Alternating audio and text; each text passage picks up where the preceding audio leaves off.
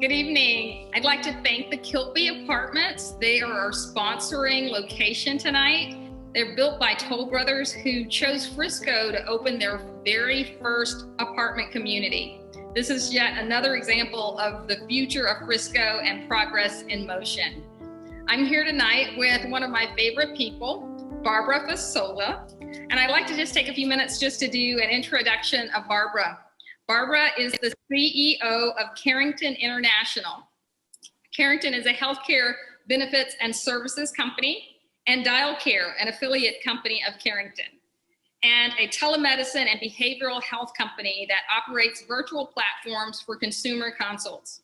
Both companies are based in Frisco and have close to 450 employees. So I'm really excited to have Barbara with me today. I've known Barbara for several years, and I am so looking forward to having this conversation with her today.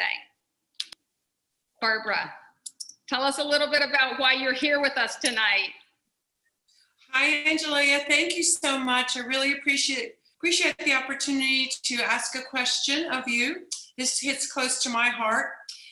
Here's the question. Addressing the importance of protecting the mental health of our citizens is even more highlighted during this pandemic, and I believe after the pandemic. What do you see the city's role is in raising the awareness of such a critical issue?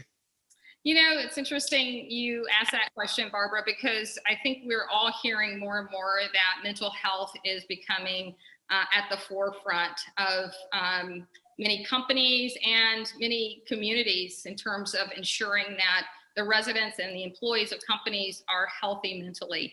And I think COVID has done probably more than anything recently to really erode that strength of mental health. In fact, I was reading an article that said about 86% of business leaders are concerned about the mental health of their workplace. So as you know, as a CEO of a company of 450 employees, that's pretty significant to be concerned about the overall mental health of your employees. And I think that the question you ask is a very valid one. What can cities do to help ensure that their residents and ultimately the employees of these companies have the mental health resources that they need? So I'll first start with, I think, you know, what cities can do to help organizations is to help get the word out that it's okay to not be okay.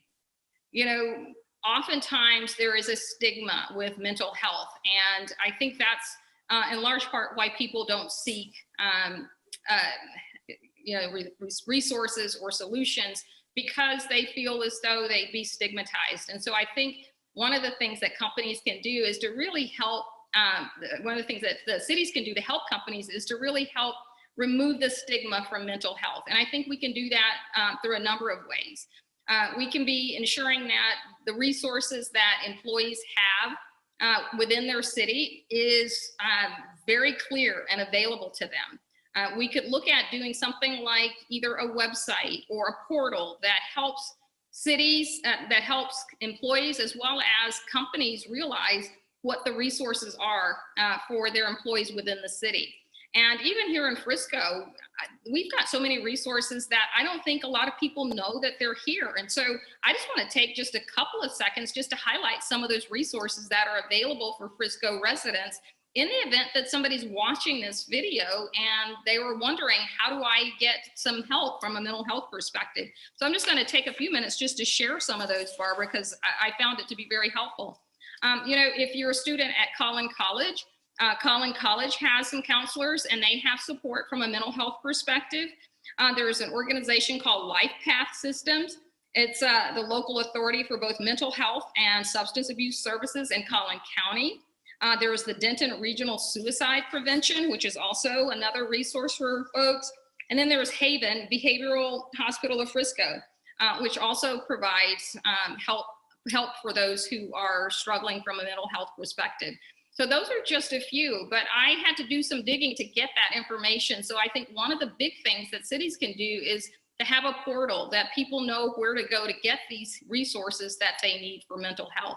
And I think the other thing that's really big is education, helping residents in Frisco understand what mental health is all about. What are the signs when someone is having a mental health breakdown? How can people identify what those are? And so things like having a mental health awareness month and partnering with nonprofits to really make folks aware of some of those signs and how they can get help. So I think education is another area that cities can partner with companies to really help advance the mental health awareness struggle that many companies face today. Thank you. Thank you so much. I really appreciate you letting me ask that question. I think you'd see a lot of support from the community, citizens and corporations, and all of us coming together if we did have an awareness day. So thank you very much. Great information, and appreciate answering the question. Great. Well, thank you for joining me here tonight, Barbara. It's been a pleasure spending some time with you, and I'm looking forward to spending more time with you. Is there anything else that you would like to ask me, or anything that you'd like to say before we wrap up our video tonight? Just that we have an amazing city. Everywhere I go, I talk about it, and I'm so proud to have people that want to step up and serve. And I think we just need to continue to appreciate and thank all those who make it such a wonderful place to live and work and get to know our friends and family. So thank you, and let's make this a very healthy and safe year.